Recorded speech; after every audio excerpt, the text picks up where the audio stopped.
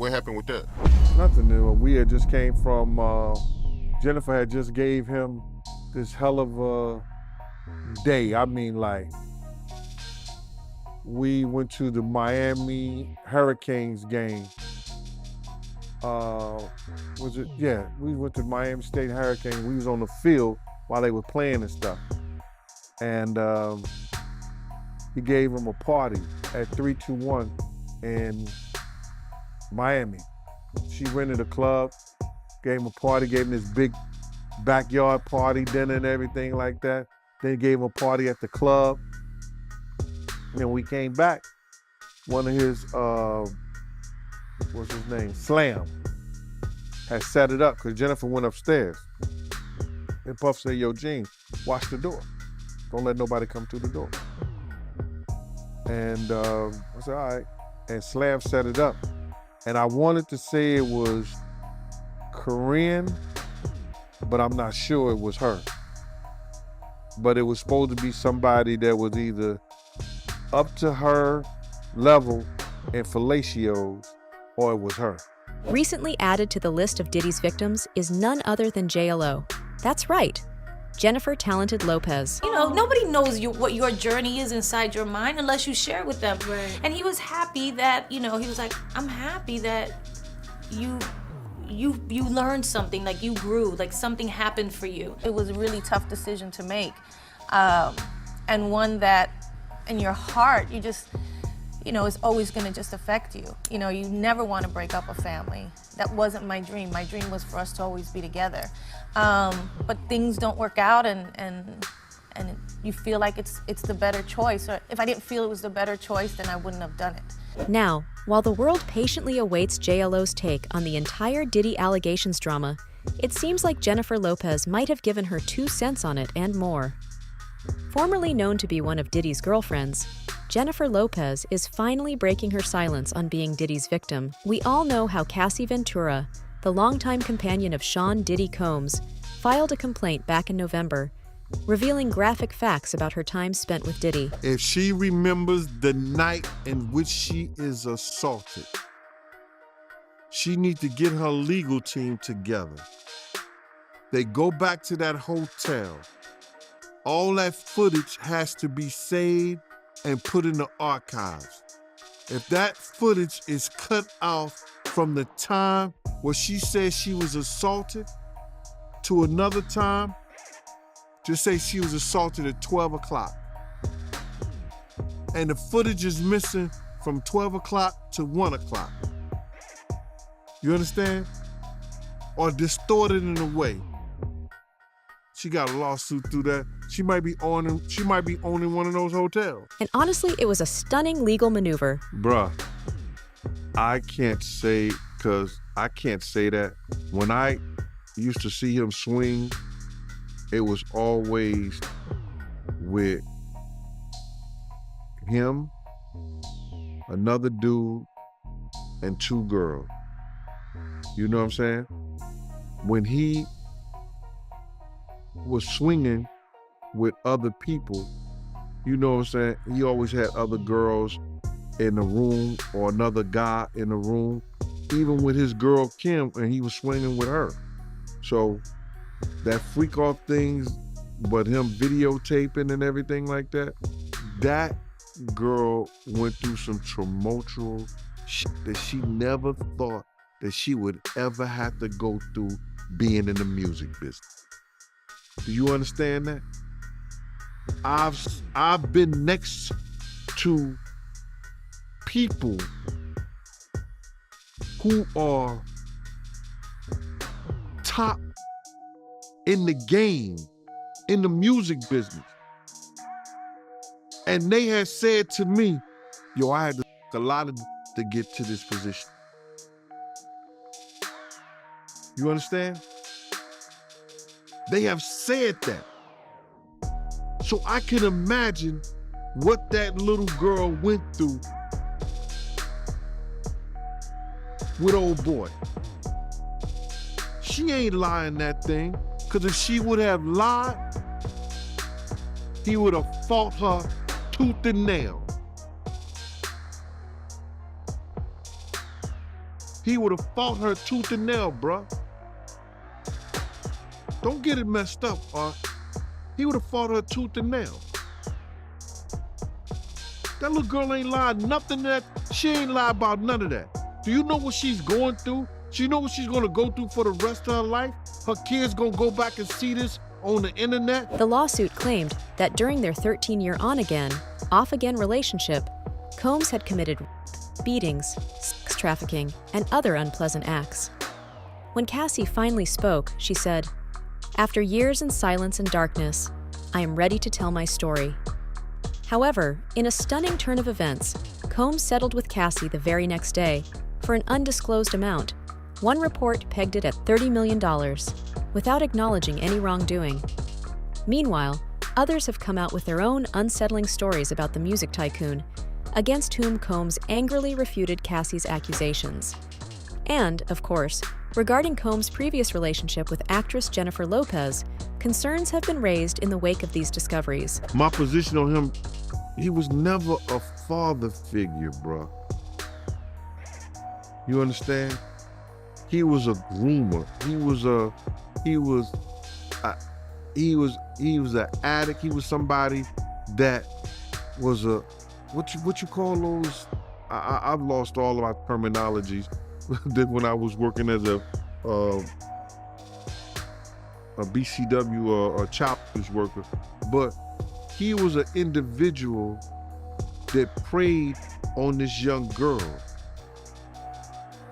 using her dreams, her talents, holding it hostage for his own benefit.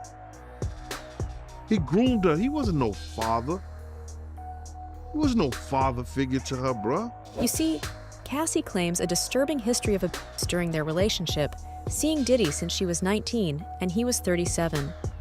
She even accuses him of rape after their split, claiming to have suffered terrible beatings and being forced to engage in sexual acts with male prostitutes while being filmed. Wanted, but Cassie who searched for the big black, and she was searching for the big black, not only for herself, but for somebody else who we all know that was in the room with her. So if he want to see it and he want her to touch it, he might, that other person in the room with her just might want to feel it. They had to be for both of them, they was in the room. Right? Right. It's a freak-off section. Right? She said it's a freak-off section. If she says a freak-off section, brother, she ain't the only one freaking off. The prostitute ain't the only one freaking off. Old boy is freaking off also. According to the court filings, Diddy was so jealous of Cassie that he threatened to harm her. He even planned to wreck Kid Cudi's car, who at one point was linked to Cassie. Cassie also says that until she was able to end their relationship in 2018, Diddy had complete control over her life. Jennifer, on the other hand, has earlier talked well about her relationship with Diddy and said that it gave her the confidence she needed to be forceful in her work. She acknowledged Diddy's straightforward guidance style, but currently, she also hints at her own life's stress and allegations of sexual misconduct when she was dating Diddy. While Jennifer was upstairs, he was down there getting a fellatio from her. Did she ever find out? She know now. And you said the female name was Karen? Yeah, Superhead. Oh, okay, Corinne Steffens. You got to say the full name, man. Yeah, I thought it was her. Slam set it up. Yep, Slam set it up for her right there. Yep. It wasn't. It was nobody. It was somebody that was. I think. I'm for sure. I'm almost sure it was her. I'm almost sure it was her.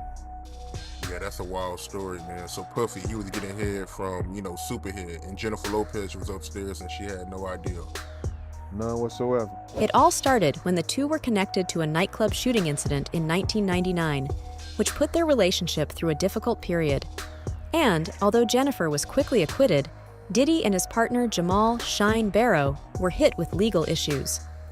Obviously, Diddy was eventually found not guilty despite extensive legal proceedings, but Shine was found guilty and sentenced to prison. Moving forward, Cassie alleges in her lawsuit that Diddy exercised control over them during this difficult time by insisting that she carry his gun.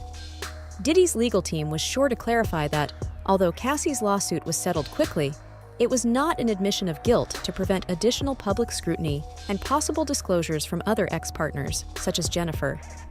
And, although Jennifer has never officially accused Diddy of abusing him, she has made references to experiencing severe emotional and mental pain in her relationship with him.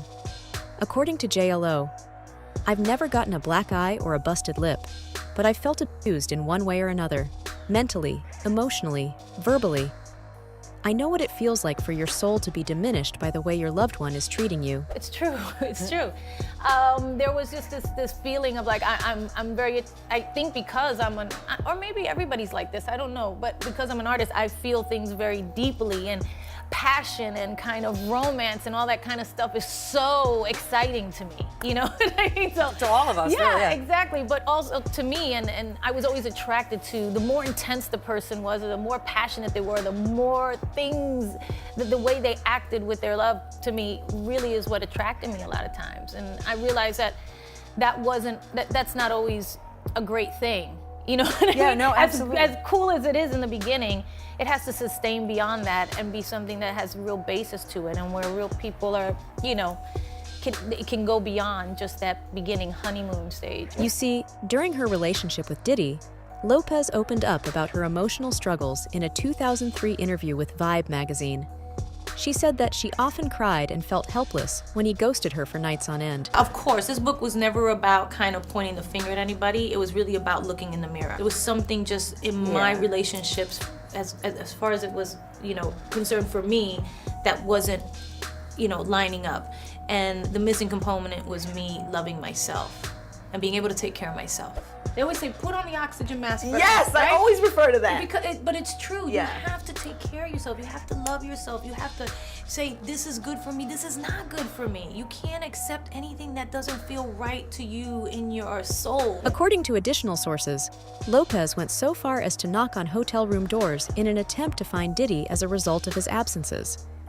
Not to mention, Diddy once acknowledged the stormy nature of their relationship by drawing comparisons between them and the famously stormy marriage of Frank Sinatra and Ava Gardner, which ended in divorce. Ironically, years later, Jennifer and Diddy are still friendly, even though they don't talk all that often. They were last spotted exchanging friendly greetings at the end of her Las Vegas stint in 2018, according to a source. However, their awkward, strange, and violent relationship didn't end there. Sean Diddy Combs has recently addressed an explosive rumor during an appearance on Jimmy Kimmel Live, where he was promoting his album. Kimmel dug right in, citing an internet allegation made by a person claiming to be Diddy's former bodyguard without delay. According to the allegation, Diddy threatened to physically retaliate against Smith after Will Smith and Jada Pinkett Smith allegedly approached Lopez for a threesome while Diddy was dating Lopez. Surprised, Diddy disputed the claim, expressing shock at the turn of events in the conversation. Since when has Diddy, of course, accepted any accusation? Not to forget, Diddy continued denying the rumor when Kimmel sought an explanation, highlighting the subject of love. As Diddy voiced dissatisfaction with the line of questions and questioned the source's reliability, the conversation took an awkward turn. When you were dating J-Lo, Will Smith and Jada tried to pick her up on and you were gonna beat up Will Smith. Is that true? What? Yeah, I watched it on the internet. You're telling me I can't believe everything I read? What? I don't know what you're talking about. But Gene Deal, Diddy's ex-bodyguard, has offered more details about the purported incident. Deal claims that everything happened during a little party Matt Damon threw for Ben Affleck's birthday at the Four Seasons, where Jada Pinkett Smith, Will Smith, Jennifer Lopez, and Diddy were all present. Deal related how Diddy joked that he may confront Smith in response to what he thought was the Smiths' advances on Lopez. We were at a birthday party that I think either Matt Damien was giving for Ben Affleck. It was just a little gathering. It was at the Four Seasons. Will Smith and his sister and her husband, we were all sitting on this side of the room. Matt Damon, Ben Affleck, Jennifer Lopez, Puff, Will Smith, and Jada, and it was sitting on the other side of the room. So I know Puff so well that he stood up. When he stood up, he walked and did his arm some kind of way, like, and then he went like this, you know, like, and I went over towards him. I know to go over there towards him. So I go over towards him, and he said to me, he said, yo, I think Will and Jada is trying to scoop up Jennifer. I want you to stay close, because I'm going to snuff him. You know what I'm saying? Well, he can scrap. You know what I'm saying? So then, he said that shit. So I didn't go back over there where Will Smith's sister and her husband was. I stayed about, if he snuffed Will,